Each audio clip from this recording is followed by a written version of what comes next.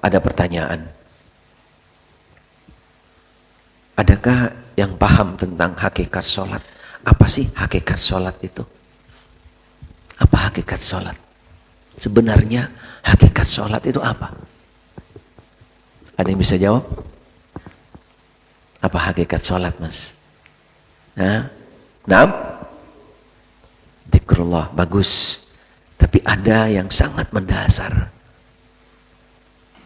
Ada satu catatan penting.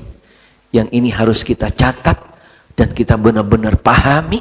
Kemudian kita langsung aplikasikan. Apa dia? Sebelum kita menjalankan sebuah ibadah, pahami daripada hakikat ibadah itu sendiri. Ketika kita memahami dengan hakikat sebuah ibadah, subhanallah, nilainya akan berbeda, bobotnya akan berbeda ketika kita sekedar menjalankan ibadah, menggugurkan waktu, pastinya akan berbeda. Hakikat sholat adalah doa.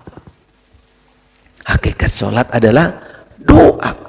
Berarti sholat itu sendiri adalah hakikatnya bagaimana seorang hamba ketika dia berdiri dari mulai yang namanya takbiratul ihram menghadap ke kiblat dengan mengangkat kedua tangan, dilanjutkan semua daripada gerak yang ada di dalam sholat, semua zikir yang ada di dalam sholat adalah doa. Semuanya doa. Itu hakikat daripada yang namanya sholat. Sehingga sholat telah tempat yang sangat mustajab bagi seseorang untuk berdoa kepada Allah. Kalau bahasa media, bahasa IT, seseorang ketika sholat, dia itu seakan-akan connect dengan Allah. Connect dengan Allah, subhanallah. Tingkatan connect-nya itu tidak bisa ditandingin dengan semua tingkatan yang namanya sinyal yang ada. Tidak bisa. MPBS apa namanya gitu kan. Subhanallah, berapa sih tipe-tipe itu yang paling besar? Kalah dengan koneknya seorang hamba ketika dia berada di dalam sholat. Apalagi ketika dia itu sedang sujud kepada Allah. Disebutkan di dalam hadis yang sahih, aqrabu ma yakunul abdu baina rabbih wa huwa sajid.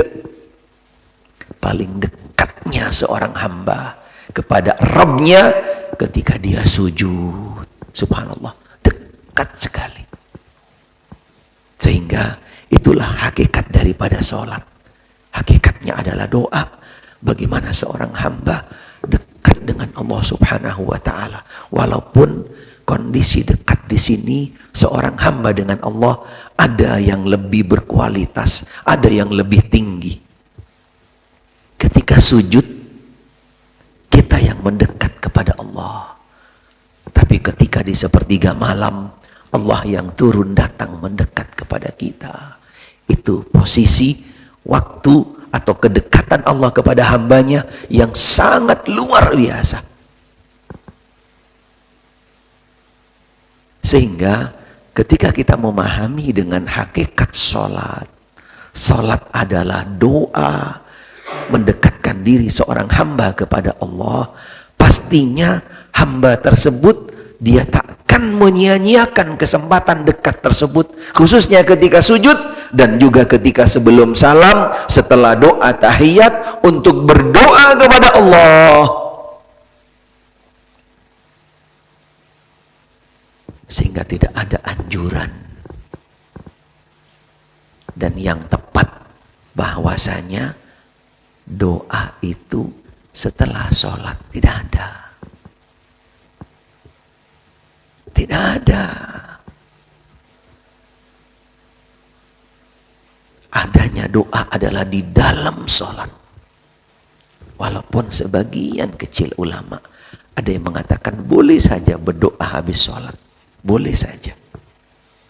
Tetapi yang sangat tepat momentumnya adalah ketika di dalam sholat, di dua tempat khususnya, yaitu ketika sujud dan sebelum salam.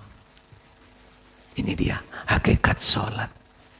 Mereka-mereka yang belum memahami tentang hakikat sholat, mereka salah memposisikannya, salah menempatkannya. Ketika sholat, mereka ngibrit sholatnya. Habis sholat, baru rame-rame berdoa. Udah kenceng, lama lagi doanya. Benar nggak?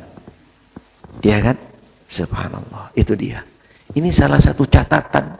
Walaupun mungkin sederhana catatannya, tapi sangat punya nilai besar.